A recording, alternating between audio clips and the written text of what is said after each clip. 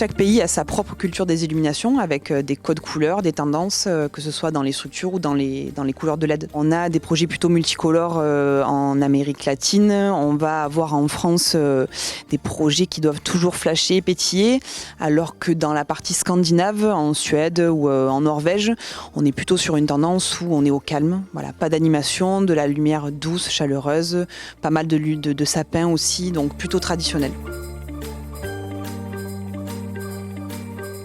La chance qu'on a, c'est justement d'embellir les villes du monde entier.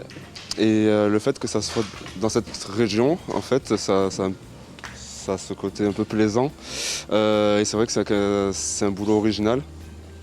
De décorer tout simplement les villes du monde entier, quoi. Jean-Paul Blacher, le fondateur, est originaire d'Apt et il a voulu conserver la société ici, donc dans la zone industrielle à Apt. Le Made in France, on a aussi pu le conserver en apportant de l'innovation.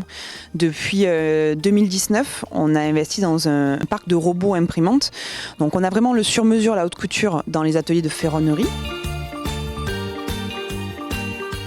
Là, c'est le rush en termes de production. C'est vrai qu'on travaille toute l'année pour Noël, donc un peu comme la mode, on prépare les collections un an en avance.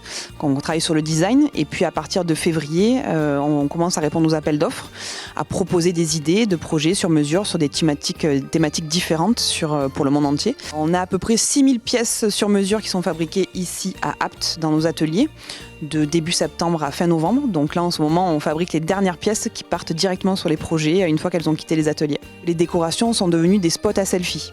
Il faut que ça raconte une histoire, il faut qu'il y ait une interactivité qui se passe, une interaction, et que ça déclenche une émotion chez les petits et chez les grands.